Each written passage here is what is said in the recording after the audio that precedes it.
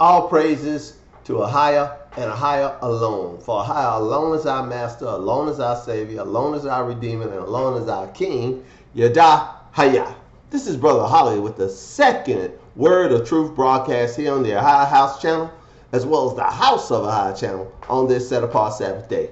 First and foremost, as always, I'd like to give all glory, praise, and honor to Ahia and Ahia alone. For as I said a moment ago, but it bears repeating, Ahia is our master, our savior, our redeemer, and the king. He alone does these things. He alone is these things, and he alone reigns in heaven, and he alone is going to return unto his people, the children of Jacob, and David, our king, will be established upon his throne forever.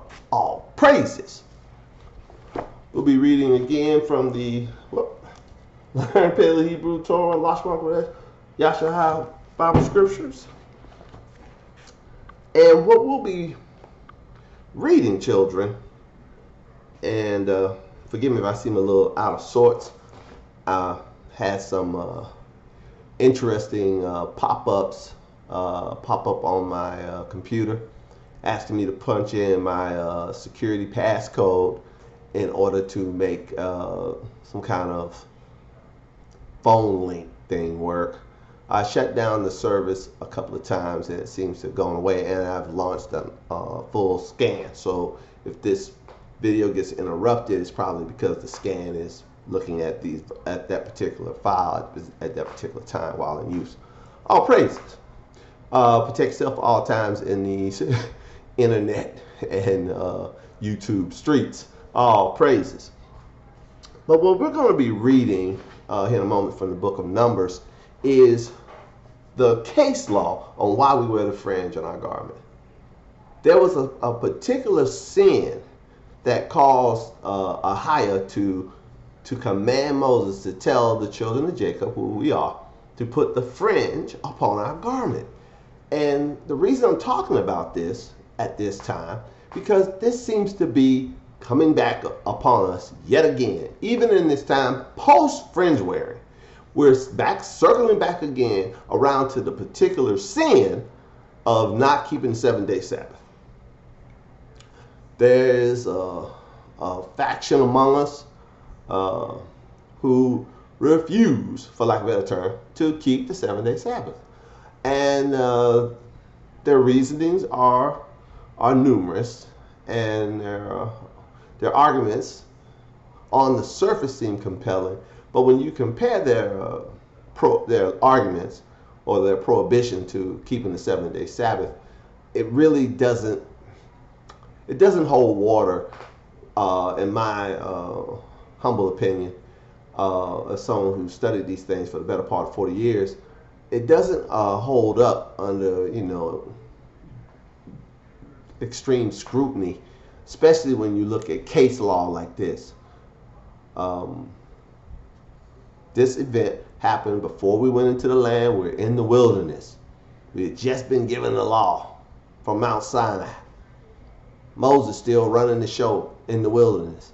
And someone violated the 7-day Sabbath, which is the only Sabbath we were given to keep from Sinai. And someone violated that Sabbath. Let's see what happened to them and what was the result of their transgression. All praises. Let's read. Turn me, if you would, to the book of Numbers, chapter 15. And let's start reading at verse 29. Numbers 15, book of Numbers, chapter 15, verse 29. It says, "You shall have one law for him that sins through ignorance, both for him that is born among the children of Yashahai, and for the stranger that sojourns among you will you highlight." So there's one law if you sin presumptuously. If you just sin, you don't know no better. If you just sin, if you just make a mistake. There's one law for if you're a native born child of Jacob like myself, or you're a stranger that happens to be living among us. Now let's be clear. Though the laws are applicable to you, just like you cannot be a citizen of Florida or the citizen of the United States, But if you're in Florida, if you're in the United States, the laws of the country and the state apply to you, even though you're not a citizen, even though you don't get any benefits from said nation or said state. If you're there, you could be there visiting, you could be there just passing through, whatever your case is, while you're there, the laws apply to you. But if you were to move on to wherever you came from, then the laws don't follow you. They only follow us. Let's be clear about this, because a lot of people try to use this verse that I just read to say that the laws are applicable to everybody in all cases, everywhere. That's not the facts. While the stranger is sojourning amongst us, under our jurisdiction, then the laws that apply to us apply to them. In the same way, if you are in the state of Florida, or if you're in the country, the United States of America, say you're from Mexico, and you're a Mexican citizen, but you came to Florida on a vacation, the traffic laws of Florida would apply to you, not the traffic laws of Mexico. The possession laws for various substances of Florida would apply to you, not the possession laws of Mexico. Why? Even though you're a citizen of one country, you're in a different one. And when you're amongst the children of Jacob, our laws apply to you if you stay amongst us. If you choose not to follow the law, then you can't stay amongst us. You got to go. So let that be a word to the wise. And the laws don't follow you. Once you're out of our jurisdiction, the law doesn't apply to you anymore. So, but while you're here, obey the law. I'll read it again. And it's not my point, but it's a very good point. I'm glad I read it. Deuteronomy chapter 15, verse 29 again. You shall have one law, one Torah, for him that sins through ignorance, both for him that is born among the children of Yashahiah, and for the stranger that sojourns among them. But the soul that doeth aught presumptuously, whether he be born in the land or a stranger of the same or a stranger, the same reproaches are higher, and that soul shall be cut off from among his people. Now, give me my first time out. If you sin ignorantly, if you don't know no better, then you can be forgiven. But if you go as far as you know better, and you just want to just do it because it's what your will is, when you have knowledge of the law and break it anyway, now you get into being presumptuous. Now you get into a place where ain't no smack on the hand for you. Get them out of here. Get them out of here. And for this particular law, the keeping the 7-day Sabbath, the penalty is not expulsion, it's death. And we're going to read it. I'll read it again. Deuteronomy 15:30. But the soul that does aught presumptuously, whether he be born in the land or a stranger, the same reproaches are higher, and that soul shall be cut off from among his people, because he has despised. This is why you got to be cut off. This is why you got to be done in. Here it is, black and white. Listen hard and good, brothers. I want you to understand what I'm trying to say. Because this is Numbers 15:31. Because he has despised the word of Ahai, and have broken his commandment, that soul shall utterly be cut off. His iniquity shall be upon him. So you breaking the commandments, you doing it on purpose, it don't affect me. You break them, that's on you. I keep them, that's on me. You breaking them doesn't affect me one iota. That's on you. Your iniquity shall be upon you for breaking the commandments. And let's see what commandment all this led up to, talking about being broken. Now, this was not what I had planned for the second broadcast. But I arrested me because between broadcasts I read some messages that were left for me by my young brothers, and they wanted to have an open discussion about this thing. Though I listened to the open discussion, I didn't participate in it because, quite frankly, we'll just How can two walk together unless they agree? I can't be, I just say it plain, I can't be convinced that we're not supposed to keep the 7-day Sabbath. You're not going to convince me of that. I'm sorry. You came too late to try to convince me because we're in the land of America, in the land of our modern day captivity, we can't keep the 7-day Sabbath. Or we're not supposed to. Or it's okay. I know you have all these reservations about it. You know, oh, my employer won't let me off. You know, we talked about it a week ago. You can do what Brother Holly did while I was working for the federal government for decades. I got a religious exemption based on the First Amendment of the Constitution and the Restoration of Religious Freedoms Act signed by President Clinton. It's still the law that if you have deeply held religious beliefs that require you to be off on certain days, all you have to do, if you work for the federal government, all you have to do is let your employer know ahead of time, with ample time to make adjustments to the schedule ahead of time, what days you can't work. I provide them a letter and a calendar at the beginning of every year. Every January I do this. Fresh letter, fresh calendar. Here you go. And in that letter, every weekly 7-day Sabbath, I said I will not be available due to religious observance from sundown Friday to sundown Saturday. After sundown on Saturday or before sundown on Friday, I am more than happy to work. However, from sundown Friday to sundown Saturday, I am unavailable. And I know that the days of the week are not named in the scriptures. I get that. But I live in America when everybody else, me too, we're taught that the days have names. And I just use the Babylonian names of these days for the sake of clarity, for lack of a better term, with these heathens that I'm employed by. Or was employed by. I'm no longer employed by anyone. All praises. But suffice it to say, when you're under the employ of some heathen, all you gotta do is ask and press your rights under the Constitution of the United States of America and the Restoration of Freedom, Religious Freedom Act signed by President Clinton. All praises. Now, so the argument that because we're here, because you gotta work, yada yada yada. I'm sorry, brother. It's not that. It's not really a strong argument. It's an argument, yes, I agree, but it's not strong. Let's continue. This is Numbers chapter 15, verse 30 again.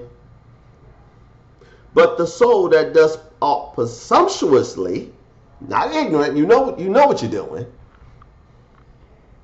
whether he be born in the land or a stranger, the same reproaches are higher, and that soul shall be cut off from among his people. Verse 31, because, this is Numbers 15:31, because he has despised the word of Ahijah and have broken his commandment, that soul shall be utterly cut off. His iniquity shall be upon him. And while the children, verse 32, and while the children of Yashahiah were in the wilderness. So here's the case law. The children of Yashahiah in the wilderness. No temple, no tabernacle, no nothing. No priesthood established, no nothing. They in the wilderness. They haven't crossed the River Jordan yet. They ain't nowhere near the promised land. They in the wilderness battling it out. And while the children of Yashahiah, this is Numbers 15:32. And while the children of Yashahiah were in the wilderness, they found a man that gathered sticks upon the Sabbath day. First time out. What? There was a Sabbath day in the wilderness? Absolutely. Where were they when they were given the laws? Where were they when they were given the commandments from on high? Where were they? They were in the wilderness. They were in the wilderness, brothers. They were in the wilderness, sisters, when these things were given to us.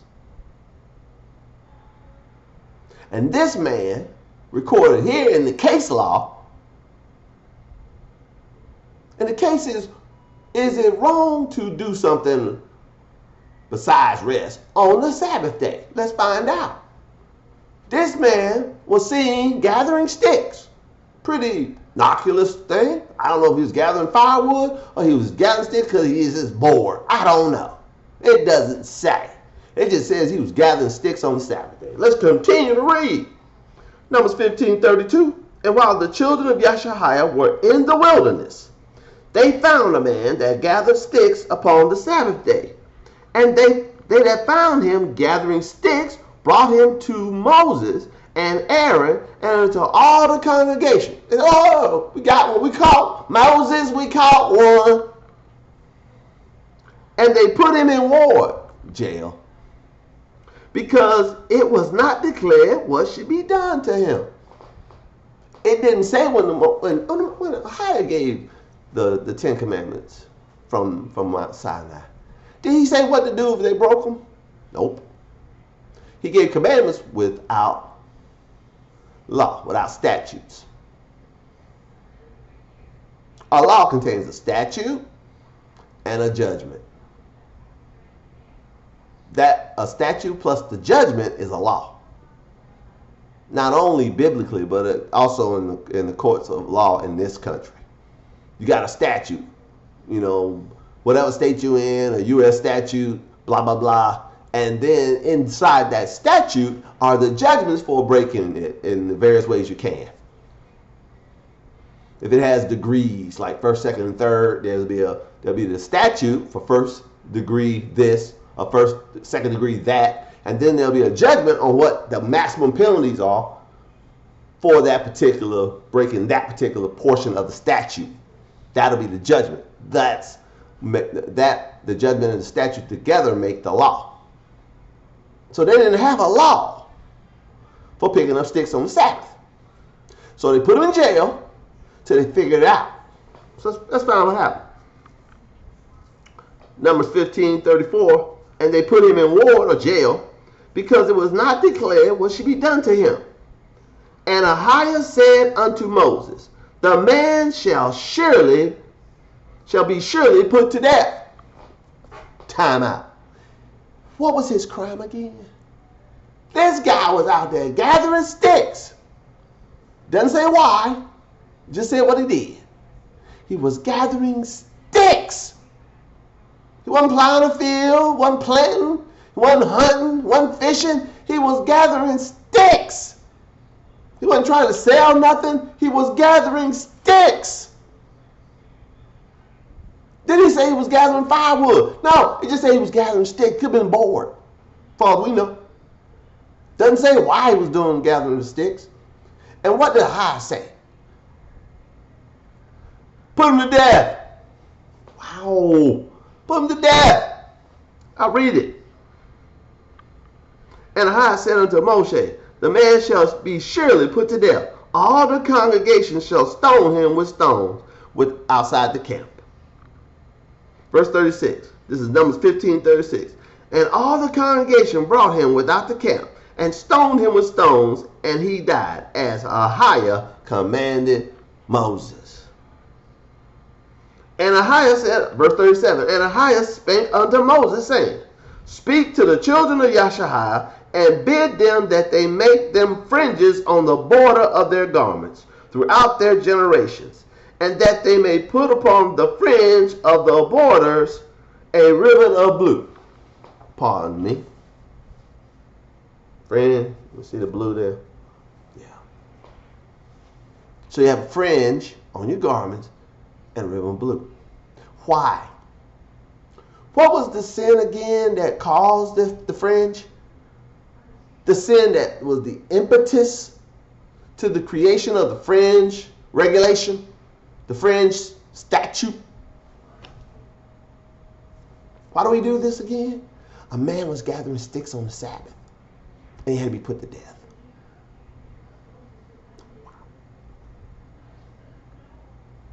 He didn't murder somebody on the Sabbath. He's just picking up sticks. He didn't rape somebody on the Sabbath. He's just picking up sticks. He's just picking up sticks. He didn't blaspheme on the Sabbath. He was picking up sticks. He didn't build an idol on the Sabbath. He was just picking up sticks. He'd be put to death for that. We need a fringe. Why the fringe? Let's read. Verse 39, this is Numbers 15:39. And it shall be unto you a fringe that you may look upon it and remember. Give me my third time out. Which one of the 10 commandments given by Ahiah from Mount Sinai to the children of Yashahiah, to the tribes of Jacob, which one of them did he say remember? The seventh day Sabbath is the one. He didn't say remember to honor your mother and father. He didn't say remember not to make idols. He didn't say remember not to blaspheme. He didn't say remember not to commit adultery. No. He just said remember the Sabbath. Keep it holy. Now he told you not to blaspheme. He told you not to commit adultery. He told you to honor your mother and father. He told you not to make idols. He told you not to do those things. Don't get it twisted. But he told you also to remember the seventh day Sabbath. We have it on good report right here in black and white that the whole reason we do this is so we'll remember to keep the Sabbath day. So we'll remember just how deadly it can be to just do anything as arbitrary as pick up sticks. I don't even go outside and check the mail on the Sabbath until after sundown. I can get the notice that you got mail, in the mailbox. Or I got a package delivered on the porch. I ain't opening the door and bringing that in. I ain't bringing a burden into my house on the Sabbath, nor taking one out. Not on the Sabbath. Aren't you afraid someone going to steal your package, bro? That could happen. It could happen. I ain't saying it can't. But I would much rather go without my package than be worthy of death for breaking the Sabbath. I mean, that's how it is with me. I don't know how it is with you. Like I said, the sin, if you're breaking the Sabbath, that sin is on you. If you're keeping the Sabbath, that righteousness is on you. You can't pass off your breaking the Sabbath on me.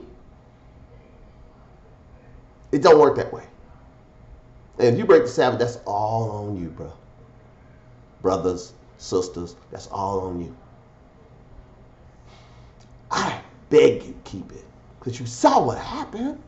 We got case law. A little thing like picking up sticks get you killed. We were the friends to remember that. Come on. You got fringes on, don't you? Why? Let's read. Numbers 15:39, and it shall be unto you for a fringe that you may look upon it and remember all the commandments of Ahiah and do them. It's just not enough to remember that the commandments, be able to quote them. You got to do them. Listen, just because you can quote, thou shalt not commit adultery, don't mean you can go sleep with some other man's wife. No, you got to not do that. Leave her alone. Just because you can quote the commandment, thou shalt not steal, doesn't mean you can now steal just because you know. No, don't steal because of the commandment. Leave it alone, ain't your money. I don't even pick up pennies when they're on the ground. That ain't my money, unless I hear it come out of my own pocket. I don't know if you that strict with yourself. You ain't gonna be accused of me of stealing.